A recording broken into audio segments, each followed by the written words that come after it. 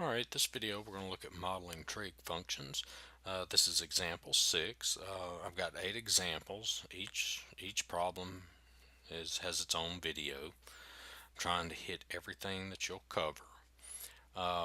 Examples 1 and 2 is just a normal sine, cosine. There's no horizontal or vertical shift.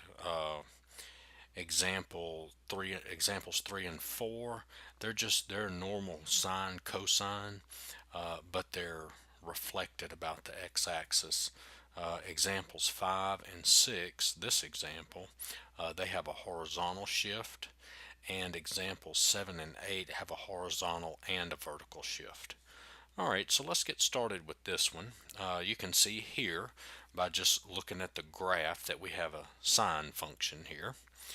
Alright, so that tells us that our graph is going to be f of x is equal to a times sine of bx plus c plus d. Okay, that's the form of it. Alright, so we need to figure out what a, b, c, and d are.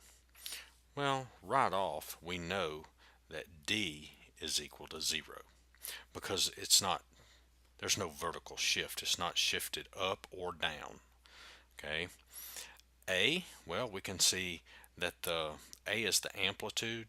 The largest value is 2. The smallest value is -2. So A is 2. Okay. And now let's figure out what B is. Okay, let's figure out B. Well, we know that the period is equal to 2 pi over B. That's the period. That's how we calculate it. Alright, so what we need to do is we need to figure out the length of the period, the distance from here to here. Okay? Alright, so to do that, to find the length of the period, we know that's the largest value, 9 pi over 8, minus the smallest value, that's pi over 8. And so that's 8 pi over 8, which is pi. So that's the length of the period. That's the distance from here to here. Okay, so if we replace period with pi, then we know we have pi is equal to 2 pi over b. And then we solve for b. So we cross multiply, that's pi. B equals 2 pi. Divide both sides by pi, and we get b is equal to 2.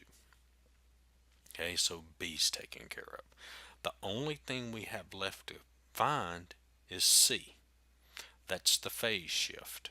Okay, well, we can see in this graph that the phase shift, and I'll abbreviate it PS, the phase shift is pi over 8. It's shifted to the right, pi over 8.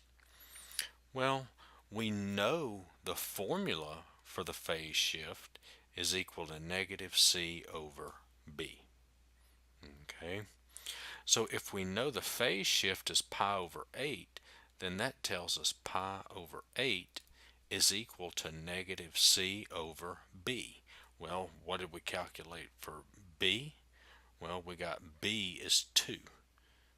Okay, and now we just solve for c. So if we multiply everything by -2, that get rid of the 2 in the denominator here and turn this negative into a positive, then we get negative pi over 4 is equal to c. Okay. All right, so look at this. We've got D, we've got A, we've got B, and we've got C. So now we just plug them into our formula here. So that gives us f of x is equal to A, which is 2, times the sine of b times x. Well, b is 2x, plus c, plus negative pi over 4, plus d, which is 0. So that's going to give me f of x is equal to 2 sine 2x minus pi over 4, and then d is plus 0, so there's my function. Okay, so I hope this video helped. Give me a like, subscribe, share, check out my other videos. Thanks for watching.